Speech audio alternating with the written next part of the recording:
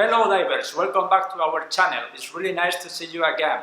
My name is Aitor and I'm part of the team at Azul Unlimited where we teach all things scuba diving. Today I'm here to talk about scuba regulators, the difference between DIN, YOKE Regulator and which one is my favorite one. So if you want to know more about them, stay with us for a few minutes and follow me.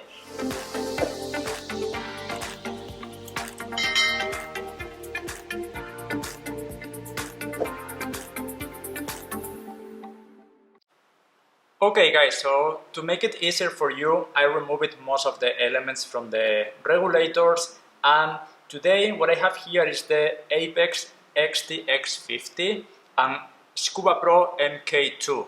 Scuba Pros, they are the ones we use for rental in Azul in our shop, and this is one of my personal equipment for side mount and technical diving. Both of them, they are excellent regulators. Apex is my favorite brand for regulators, and also Scuba Pro for rental. They are really reliable, and for beginners recreational diving they are amazing.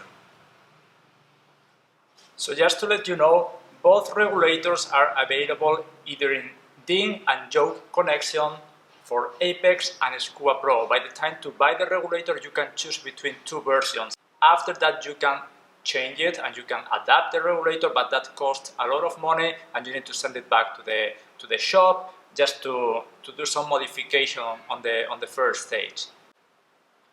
So the first and the more obvious difference between DIN and YOKE regulators is the way that they connect to the tank. Okay, so we are going to focus first on the YOKE regulator. So what we have is the main body of the first stage, and on the back we have that kind of YOKE connector or clamp that is attached to the valve of the tank. So that's the way to do it. You unscrew the back of the adapter, the back of the clamp, you remove the dust cap, and now you just need to put it over the first stage and close it on the back. And this is a tip for you guys. You don't need to tie too much the first stage, okay? The O-ring inside will be the one making the seal with the pressure inside the tank. So with only 3 fingers, you just need to tie it, and that's it. And leave it like that. Also guys, on the back of the valve, you have a small hole that matches with that pin over here. So when you place the regulator, make sure you match that pin with the hole on the back. Okay guys, so what I have here is a convertible valve.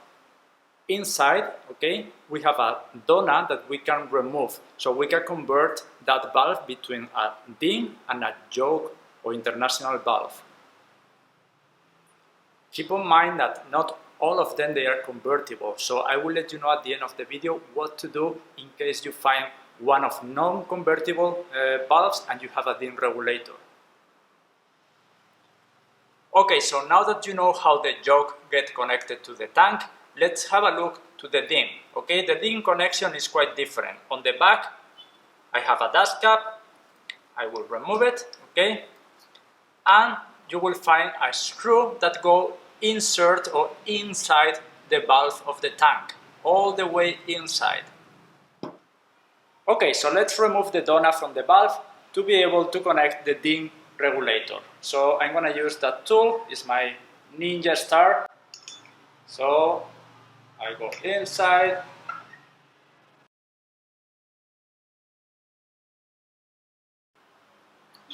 So this is the donut, it's already out. And this is how the valve of the tank will look now.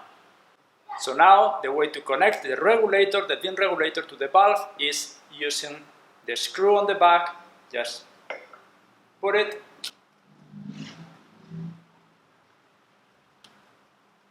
and go all the way. Okay? All the way in. Okay, and that's done. So you see the difference now? YOKE regulators, they get attached through the back. DIN connections, they go all the way inside the valve. It's integrated, the regulator is integrated inside the valve of the tank. Okay, good. So the second difference between the yoke and ding regulator is the working pressure. This is important for you to know because that is going to determine if the regulator is compatible with high pressure cylinders or low pressure cylinders. So as you can see here, the working pressure for the yoke regulator is 230 bar or 3,400 psi. Working pressure for ding regulator is 300 bar or 4,400 psi. The working pressure for the regulators depends on the position of the O-ring that make the seal with the tank. So let's see where we can find the O-ring on the different regulators. So first let's talk about the yoke connection. When you remove the dust cap, you can see there is no O-ring there. So this is the valve with the donut on for a yoke or international connection, and as you can see, the O-ring is here, it's on the valve, okay, it's on the donut. So when you place the regulator on top, the seal or the surface of contact is very small. It's just here around this O-ring. This is where the yoke regulator sits on top of the O-ring.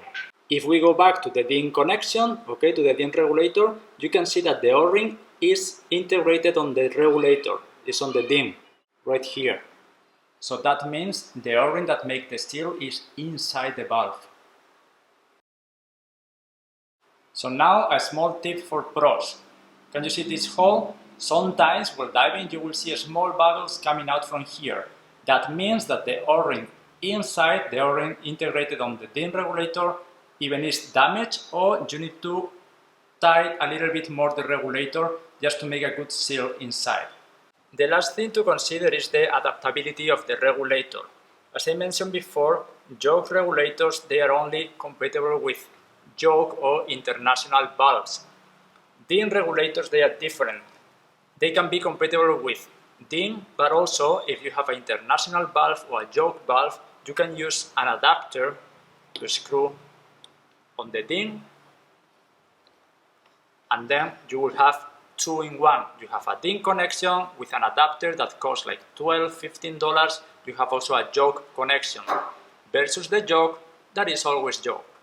That's why if I have to choose between yoke or ding regulator for myself, I always go and choose a ding connection because they can be used in a ding valve, but also if you have a yoke valve, I can always place my adapter on top and use it anywhere in the world. Hello guys, what's up? A couple of things that I forgot to mention on the video. One of them is all the products that I talk about on the video. I will leave the affiliated link on the description. So if you want to check it out, that helps a lot our channel and give us a lot of support. Another thing is through the process of the video, we got challenged by another channel. It's a channel from the Philippines called Critter Hunter. You can check it out here on the screen. And the challenge is to go and dive with mantas, try to find mantas here in Komodo. Even if now it's not the manta season, and the guy from the channel know that, he's a really mean person, as you can see. I'm not lying. If you don't believe me, just go to check it out and subscribe. You will see how mean that person is.